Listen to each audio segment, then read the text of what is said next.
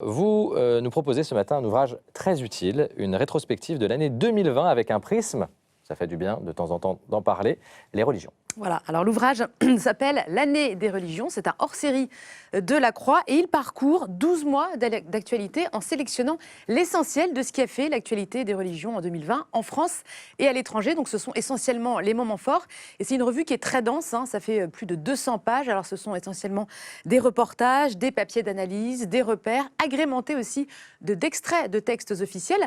Et en fait ces textes permettent de comprendre 2020 et surtout de regarder cette année écoulée avec un constat, les religions sont de plus en plus au cœur de nos problématiques de société.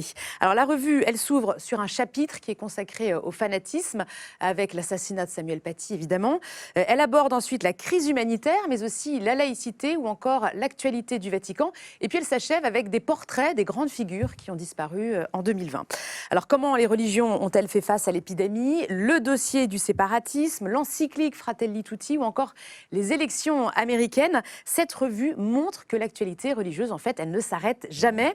Et c'est vraiment une revue pleine de recul et pleine d'expertise qui permet, en tout cas, je trouve, de sortir de cette actualité brûlante.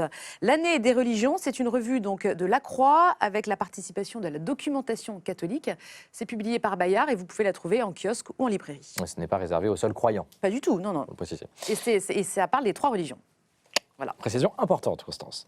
Alors, vous poursuivez en nous proposant un joli moment d'évasion à Paris. On en a besoin de cette évasion à Paris, une sortie culturelle dans les jardins du musée Rodin, le musée magnifique. Voilà, c'est formidable parce que ces jardins de 3 hectares, vous allez voir, c'est un véritable musée à ciel ouvert. C'est la culture dans un écrin de verdure. Alors, qu'est-ce qu'on peut y voir? Eh bien, d'abord, 30 sculptures en bronze qui sont exposées à l'air libre. Alors, on retrouve le fameux penseur de Rodin, les bourgeois de Calais ou encore la porte de l'enfer.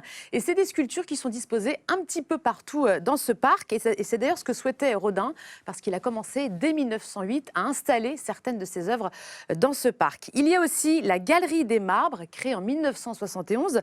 C'est une trentaine de sculptures en marbre donc qu'on peut admirer derrière des vitres. Et ce sont des œuvres qui ont été taillées sous la direction de Rodin. Il y a des bustes, des monuments ou encore des figures mythologiques. Alors moi, je vous avoue que c'est assez inespéré, surtout en ce moment, de pouvoir admirer de la culture, des œuvres comme ça culturelles en plein air. Ça paraît dingue. Voilà, exactement. C'est comme si c'était avant le Covid. Et puis en même temps, on fait une petite balade bucolique en plein Paris. Donc c'est vraiment très agréable. Je précise que ce n'est pas le musée Rodin qui est ouvert, mais ce sont les jardins du musée Rodin.